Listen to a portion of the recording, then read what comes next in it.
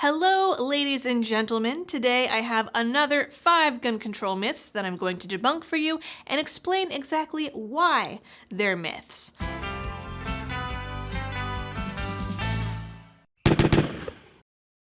I already covered the 5 most common myths that I've seen and heard both online and at the holiday dinner table, and I'll link that video up in the cards.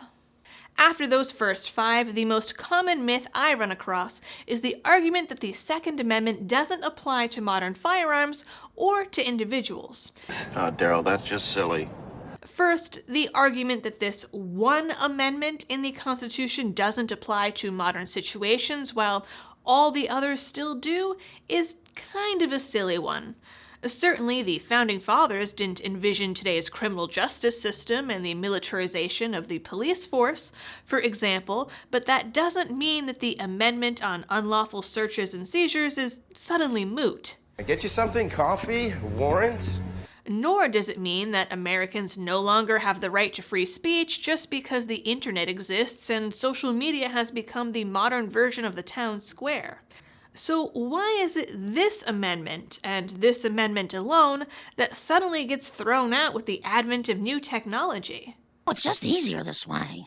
There's also an argument to be made that the Founding Fathers could have imagined that there would be improvements in technology. Yes, the most common firearms at the time were single-shot muskets, but they weren't the only firearms at the time. Early machine guns, like the puckle gun, for example, had existed for several years before the Constitution existed, as did multi-shot handguns and cannons. In fact, repeating rifles had been invented over 100 years before the Constitution was written and were being used by foreign militaries at the time. Some of them were even capable of shooting 30 to 60 rounds per minute.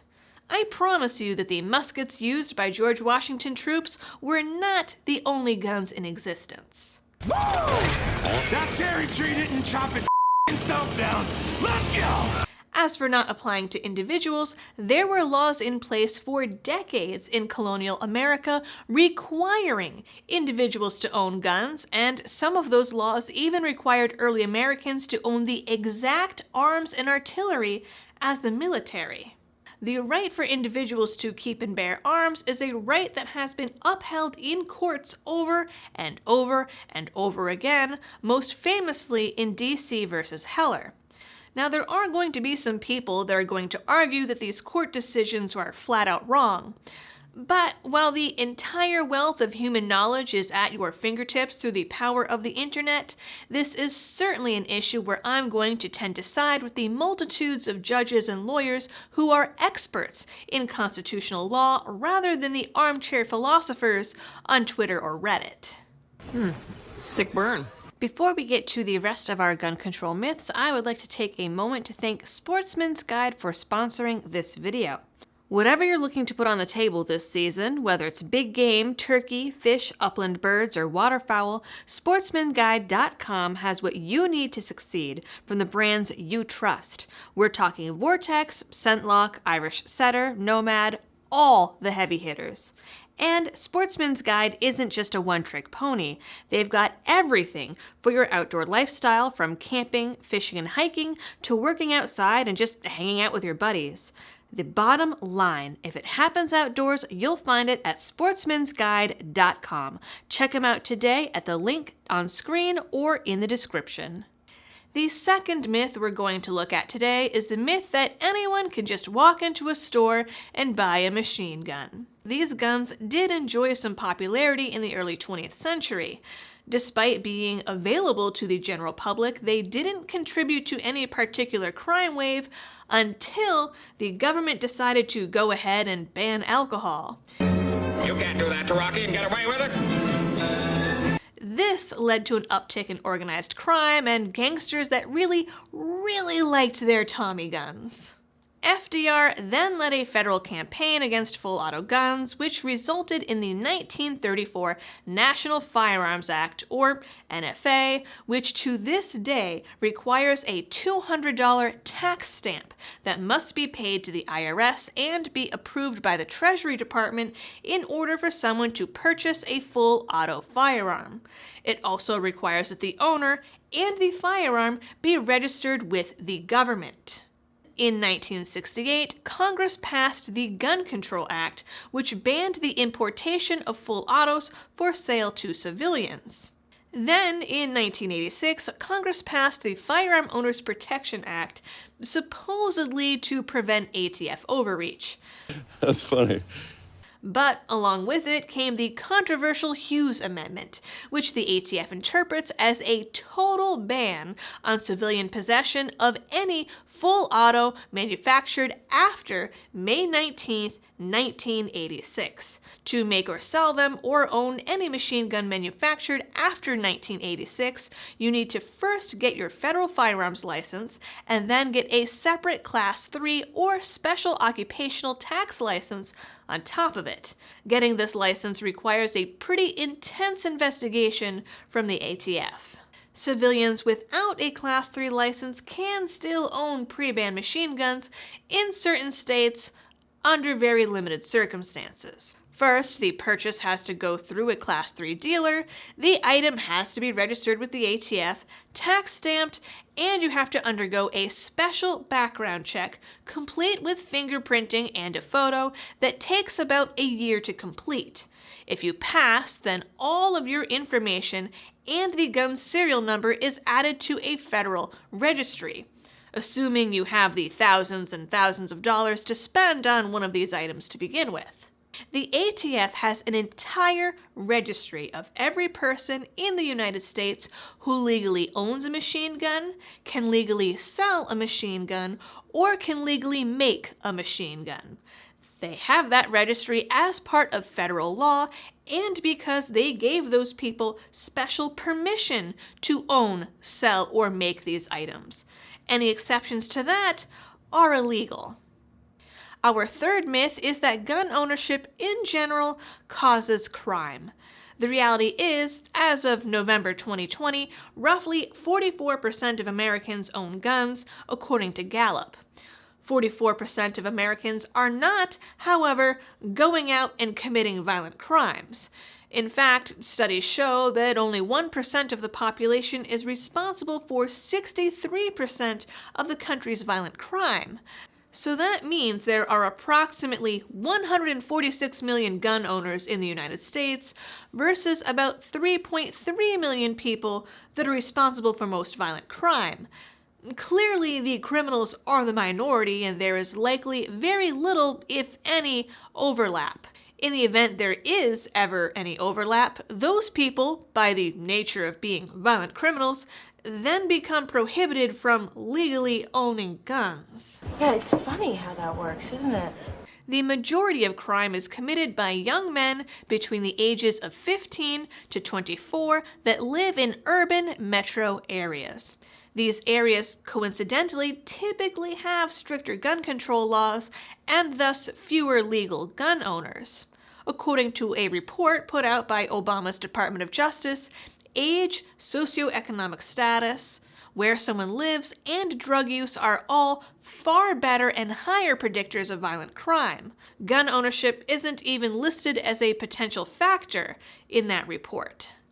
Next, we have the flip side of that myth, that guns are never, or are very rarely, actually used for self-defense. If guns weren't ever used for protection, why is it that every law enforcement agency and protection agency, including the Secret Service, carry them?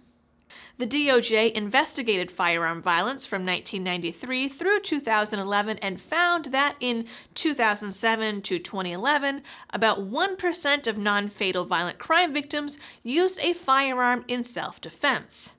People in favor of gun control, and who believe gun ownership equals crime, like to point to this statistic as proof that self-defense is a rare event. But if you look at that report, the DOJ confirmed 338,700 defensive gun uses in that 5-year period, which averages out to nearly 68,000 defensive gun uses per year. To put that in perspective, that's twice the number of people that die in car accidents every year in the US, which is a number that many officials deem a crisis.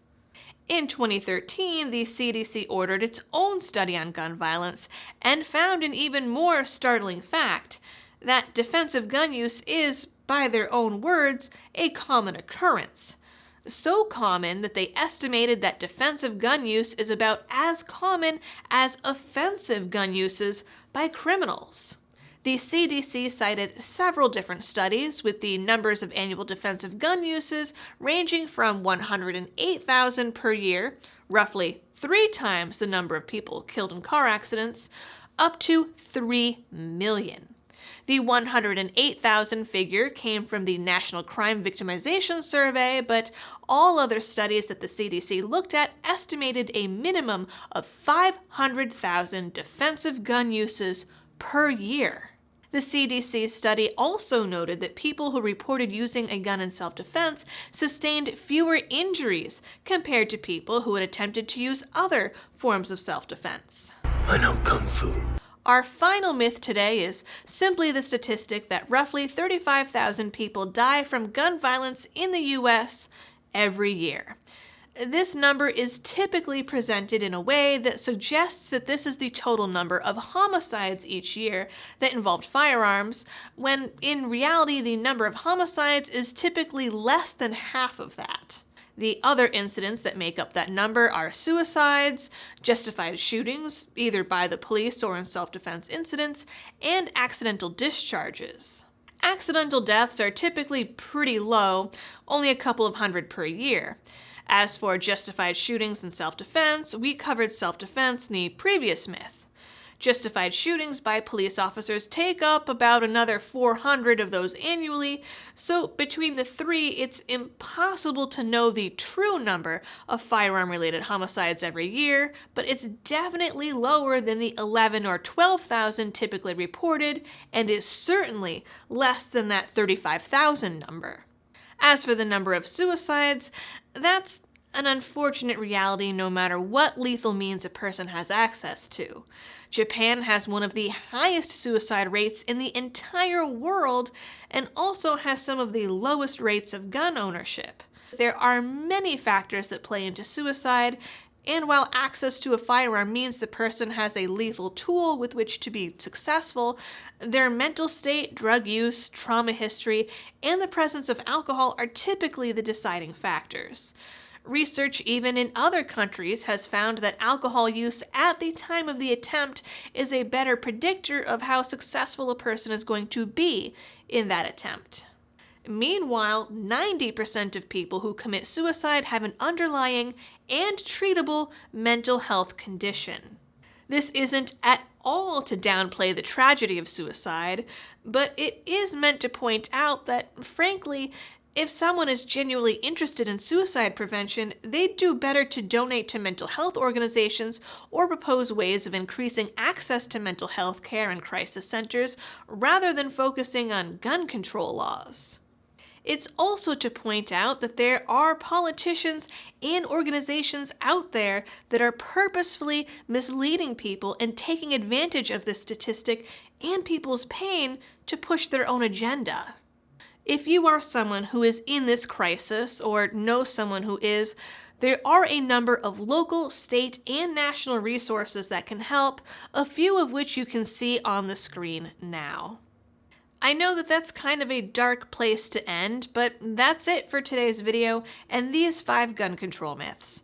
If you liked this video, please like, share, and consider subscribing to the channel if you're new here. If you'd like to help support my work in other, more direct ways, I have all kinds of options listed in the description, including Patreon, Subscribestar, and a handy-dandy tip jar. Until next time, thanks for tuning in, stay safe, and happy shooting.